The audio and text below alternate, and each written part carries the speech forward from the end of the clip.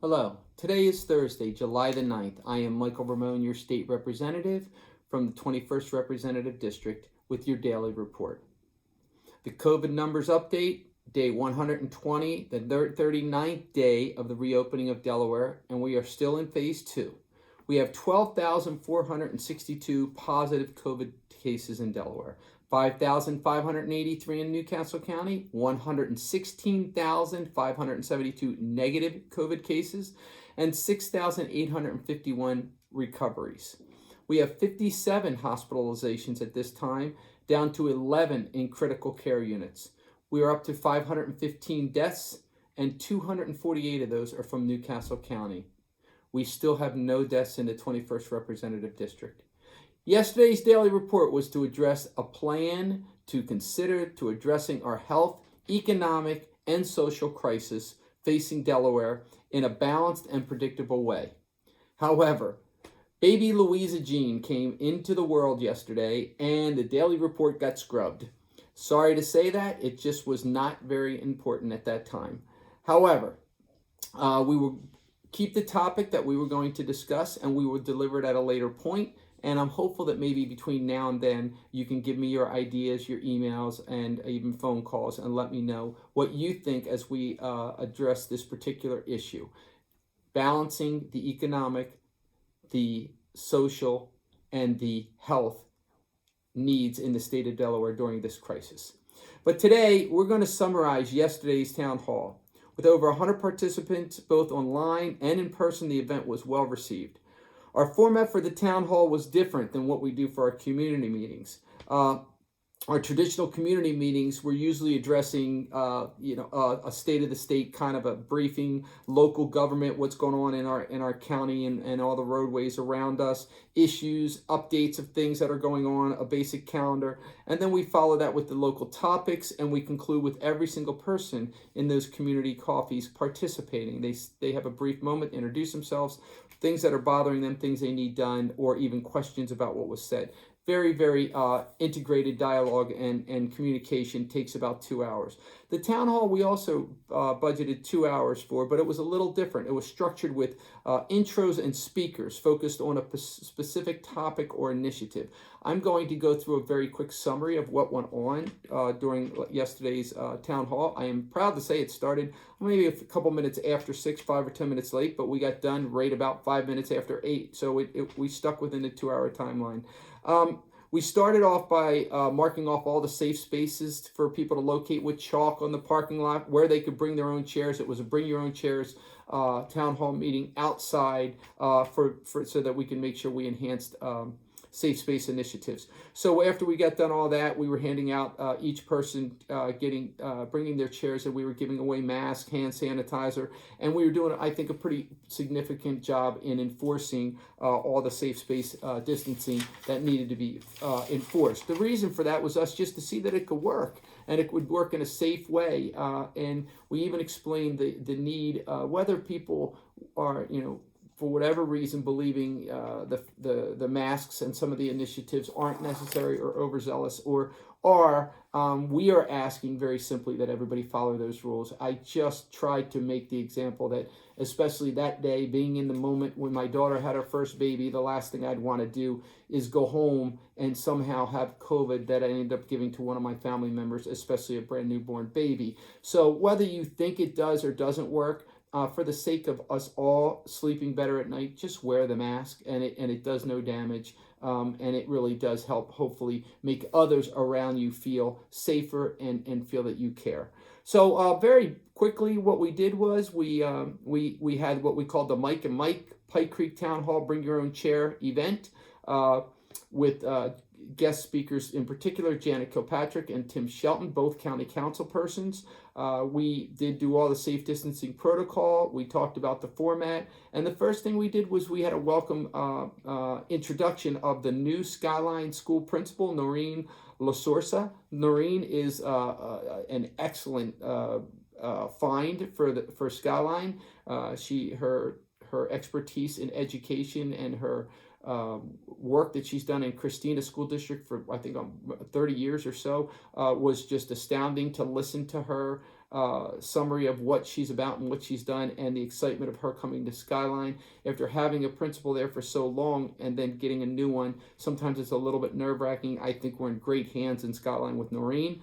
So she gave a 5 or 10 minute report of what she expects and a little bit about Skyline. I was very grateful to get her to do that. I think I called her. She said within 24 hours of her getting the job, and so she was very kind to participate. Even viewing the Red Clay School Board meeting was last night, and she had to scoot out early, so she did the intro, and then she went to be at the school board meeting where they voted, I guess it was 7-2, to retain SROs in our schools, which I think was a very smart decision for the school board.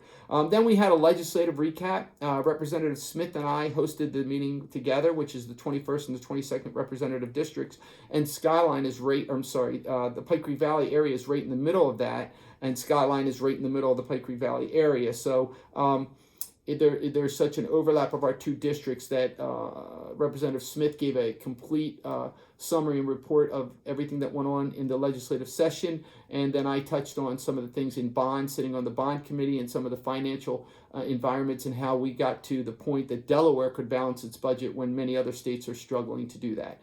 That was followed by County Councilwoman Janet Kilpatrick speaking a bit about everything and updating what's going on in the county, a little bit of talk about the Pike Creek Shopping Center and some other things. County Councilman then Tim Shelton spoke a bit about the Three Little Bakers environment, the judge's ruling still not finalized, and where that's coming to a head and when. Again, the county council persons are those who handle all land use issues, Three Little Bakers, Pike Creek Shopping Center, rezonings, sewer, water, all those types of things. We were very fortunate then to get the president of the Goldie Beacom College, the new president, Colleen Keith, and she came and was kind enough to stay for the entire event, actually, and spoke a little bit about what Goldie was about, what it was doing, what its math, 60-something% of its students are Delawareans, local to the area. The fall semester is on at this point for Goldie Beacom College. The new building update, it's on time and it's on track, and it's going to be absolutely beautiful. And she spoke about that a bit, and she basically did a nice intro of where her world was, what she's done, and what she looks forward to doing in partnershiping with us and the Pike Creek Valley area. Then we had a great summary from DelDOT. Pam Steinbach is the chief project developer for the northern portion of DelDOT. They do both the Pike Creek area in the 21st and the 22nd, and gave us an excellent summary of what's coming on, what's online, what's not online, what's on schedule, what's not. And then Pam even was kind enough to give us a little bit of an update about the I-95 environment.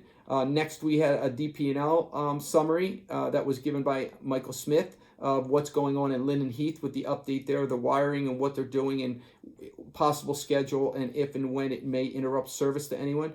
The Pike Creek Shopping Center, then Michael also gave a brief update.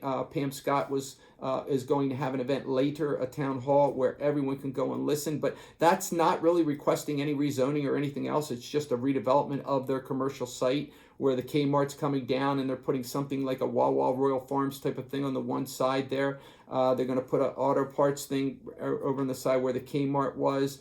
Between the WSFS and the Ruby Tuesdays, it looks like there's going to be another 5,000 square foot building there. WSFS, I think, site is staying, but it might not be WSFS anymore. So that's sort of that little horseshoe area where right now it's just all open right there at the intersection where you go into the Pike Creek Shopping Center from Linden Hill Road. That will all be built out, and it'll kind of emulate what happened across the street. So it's going to be nice.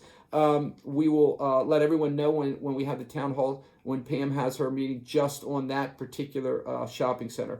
Artesian Water then had given me an update. All those black barrels and all sitting at the old bowling alley will all be used from New Linden Hill Road, from Skyline Drive all the way up to Limestone Road. It'll be on the same side as the bowling alley, and it'll go across and up all the way up there. That will be beginning any day now, probably maybe later this week or early next week. So if you see all that moving, No, they're not building anything on the bowling alley. No, nothing's going on there. It's just Artesian redoing all the water lines along that roadway. If there are any interruptions to where the lines go to your community, you will be notified about that. But if you have any concerns or issues, just please give me a call on my cell phone. And last but not least, we spoke briefly about the Mill Creek Fire Company. As many of you have seen the big yellow sign there of them going to redevelop the building and do it a little bigger and different so they can handle some of the bigger trucks. Fortunately, we haven't needed one of those, but apparently those bigger trucks are the ones they would use for like Woodley or some of the bigger apartment buildings to get up to the higher floors, and they don't fit in those garages. So they need a bigger environment for that. I think there's different options being considered right now. Mill Creek has put everything on hold. I think the COVID virus has financially made an impact on them. A lot of the places who do a lot of the ambulance runs and so forth have felt significant financial strain in the fire departments in particular because of the COVID virus. So because of that, at this point, that project is on hold, and they're trying to see what they can do and maybe find other considerations of the way they may handle that. And that was about it. We ended about 5 after 8, and it was a great meeting. So I hope that maybe if you'd like, you can go look at it on our Facebook page or YouTube. And I think it was very informative. I don't know that you need to watch the entire 2 hours. You could probably fast forward through certain parts, but hopefully there was a lot of information there. If there's anything you need from me, please don't forget to email me at mike@mikeramone.com or give me a call, 584-8601, and I'll do my best to help. Until then, stay safe and stay healthy.